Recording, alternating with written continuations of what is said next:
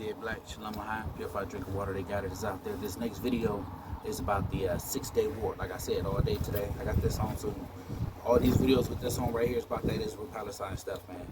Like I said, I did that video and it got a little buzz, so I figured that maybe this is what y'all into right now, given the current situation. Anyway, check out my waters, man. I got those down there, man. I had those for a long time, and like I said, we was gonna give those to y'all, but there is no more. I got the last ones. I guess it's safe to say everything was destroyed, man, in the middle of this little situation, this war and all that. We had a nice little warehouse out there, but ain't nothing we could do about that. So I got the last ones. Much love to my friends. I'm finding out that we do have survivors during this situation, and some of these families are getting home safe. Shouts out to Total, Dead Black, Shalom L'Chaim, purified drinking water. This is like I said, the 6-day war, right? Every day I piss money away. I'm a material slave. Trying to polish this ball and this chain, cause I don't think twice. Ever since the Israeli victory during the wars of 1948 and 1956, the Arab coalition, led by Egypt, Syria and Jordan, was eager to change the situation in the region by defeating Israel. Both sides understood that the conflict was far from over and were preparing for the next stage of confrontation. International interference and the inability of the sides to find a settlement made one of the most iconic conflicts of the modern era, the 6-day war, inevitable. On May 13, 1967, the Soviet Union falsely informed Egypt about the concentration of 11 to 13 brigades of the Israeli Defense Forces with an intent to strike Syria. In response, Egypt started concentrating forces along the border with Israel in Sinai, and on May 16th demanded that the UN peacekeeping forces leave the peninsula. At the same time, Israel refused the request of the UN to deploy the UNEF on their side of the border. In the next few days, Egypt, Israel, Jordan and Sudan started mobilization of their forces, Iraq sent expeditionary forces to Jordan, and Saudi Arabia expressed its willingness to participate in military actions. But the turning point, which made the full-scale confrontation inevitable, was the decision of Egypt to block Israeli ships from entering the Straits of Tiran on May 22nd and 23rd. On June 1st, Israel established a national unity government, which on June 4th decided to go to war. The Arab coalition of Egypt, Jordan and Syria had an advantage over Israel in deployed troops with 240,000 against 100,000, in tanks with 2,504 against 800, and in aircraft with 957 against 300. Israel planned to strike on June 5th with Operation Focus, which aimed to destroy the Egyptian Air Force. Israeli media published false reports claiming Israeli soldiers were on vacation, while their pilots were carrying out training sorties as usual. Their intelligence helped make this training as realistic as possible. They also damaged the tracking antenna of the US Embassy to prevent the Americans finding out about the operation before the strike took place.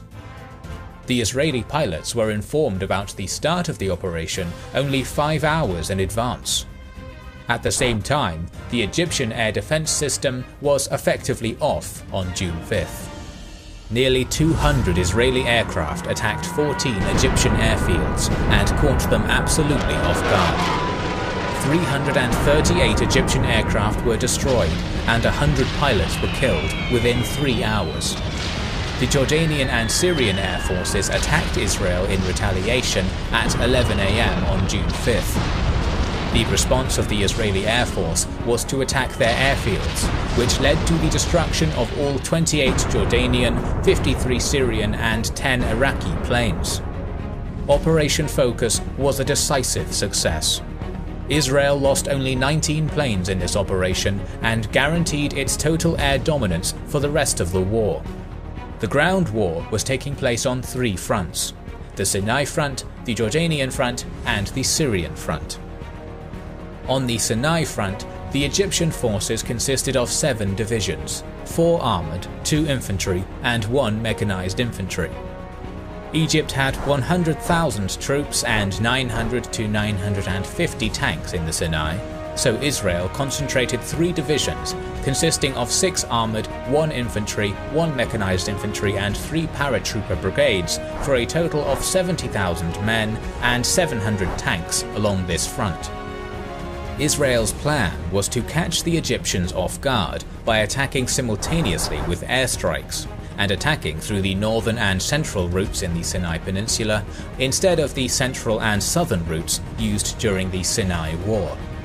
On the 5th of June at 7:50 am, the northernmost Israeli division, consisting of 3 brigades and commanded by Major General Israel Tal, started its advance towards Arish through Gaza with an aim to encircle Khan Yunis, while the paratroopers were ordered to take Rafah. Initially, the Egyptians offered little resistance, since their intelligence concluded that this was a diversion rather than a main attack. However, soon resistance against the 60th Armoured Brigade ramped up. This did not stop the Israeli forces from reaching the Khan Yunis railway junction in 4 hours. Afterwards, the IDF advanced on Sheikh Zayed and defeated fierce Egyptian resistance thanks to air domination. The road to Arish was open, and by 8 am on the 6th of July, elements of the 79th Armoured Battalion and the 7th Brigade entered the suspiciously quiet city. Suddenly the Egyptians started firing from the balconies and windows, and there was a heavy battle going on for control of the city. The IDF was only able to take full control of the city after reinforcements were sent. The northernmost division then split into 2 parts. One of them continued the advance on the Suez Canal, while the second group turned south and captured Bir Lafan and Jabal Libni. Further south, on the 6th of June, the 14,000-man, 150-tank-strong Israeli 38th Armoured Division under Major General Ariel Sharon was confronted by the Egyptian 2nd Infantry Division under Major General Saadi Naguib, consisting of 16,000 troops and 90 tanks. Israel successfully advanced towards Abu Agela. The paratroopers landed behind Egyptian positions and sowed enough confusion to weaken the artillery of the Egyptian defense, which opened the way for the IDF to capture Katef. It was followed by a fierce close tank battle, which ended in an Israeli victory, with 40 Egyptian and 19 Israeli tanks destroyed. The Egyptian forces in Sinai were still largely intact, but their field marshal, Abd el-Hakim Amr, panicked and ordered the retreat of all units from Sinai after hearing about the fall of Abu Agela. This order did not elaborate on the sequence and manner of the retreat, which only decreased the defensive capabilities of the Egyptian troops. During the following days, the IDF continued its advance westward and inflicted heavy losses on the Egyptians. Despite episodic heavy resistance by the Egyptians, as in Bin Gefgafa, the napalm bombing by Israeli aviation and the uncontrolled retreat weakened the morale of the Egyptian troops. Instead of catching retreating Egyptians, the IDF decided to capture 3 passes from Sinai to the Egyptian mainland and face the Egyptian troops there. Although the IDF was not able to stop all the Egyptian troops from crossing, these passes became a killing ground, with 10,000 Egyptians being killed in one day alone. The capture of Sinai was completed by the fall of Sharm el-Sheikh on June 7th and Ras Sudah on June 8th. On June 9th, the UN Security Council achieved armistice between both sides. Israel wanted to avoid confrontation with Jordan and Syria before defeating Egypt, but the offers of neutrality to Jordan were rejected, as the Egyptian President Nasser persuaded King Hussein of Jordan that Egypt had an advantage against Israel. On the morning of the 5th of June, both sides started to fire, but Israel attempted a last-gasp attempt to avoid confrontation with Jordan by passing its message requesting peace through the UN representative, Bull. King Hussein countered that it was too late, and the Jordanian Air Force was already on the way. Jordanian and Iraqi aviation started shelling Israeli-controlled West Jerusalem, which caused 16 military and 20 civilian casualties, with 900 buildings damaged. Israel responded with its own air attack within Operation Focus, which damaged the military aviation infrastructure of Jordan and secured Israeli air dominance. East Jerusalem was controlled by Jordan at the time, and the Jordanian army took position in the UN residency, the government house, to fire on the Israeli sector. The Jerusalem Brigade's Reserve Battalion 161 of Israel took the government house despite heavy losses and forced the Jordanians to retreat to Bethlehem. Later on that day, Israel encircled eastern Jerusalem with the Jerusalem Brigade from the south and the mechanized Harel Brigade and 55th Paratroopers Brigade from the north. A fierce battle took place for Ammunition Hill. Jordanian resistance was so strong that the IDF lost all but 2 of their attacking officers and achieved the goal only after 4 hours. The 55th Paratroopers Brigade afterwards drove eastwards, reaching Mount Scopus and defeating the other Jordanian positions around the American colony. Towards the evening of June 5th, the mechanized Harel Brigade succeeded in taking Latrun and Ramallah. Also, the 163rd Infantry Battalion secured Abu Tor and cut the old city from Bethlehem and Hebron. On June 7th, the Israeli Minister of Defense, Moshe Dayan, ordered the IDF to enter the old city, despite reservations and concerns by the Israeli government. The fighting was conducted solely by the paratroopers out of fear of destruction of holy sites. The IDF took control of the old city with little resistance. Judea, Hebron, Bethlehem, and Nablus were also captured by the IDF on June 7th. Remnants of the Jordanian army fell back into Jordan. Israel was victorious on this front as well. Syria also believed Nasser about Egypt's early success in the conflict and sent its aviation to attack Galilee. This attack was intercepted by Israeli aircraft.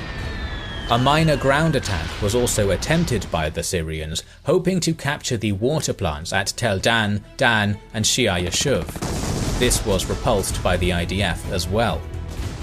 Israeli air domination, lack of communication by Syrian units, and tanks being too wide for bridges were among the causes of the unsuccessful attack of the Syrians.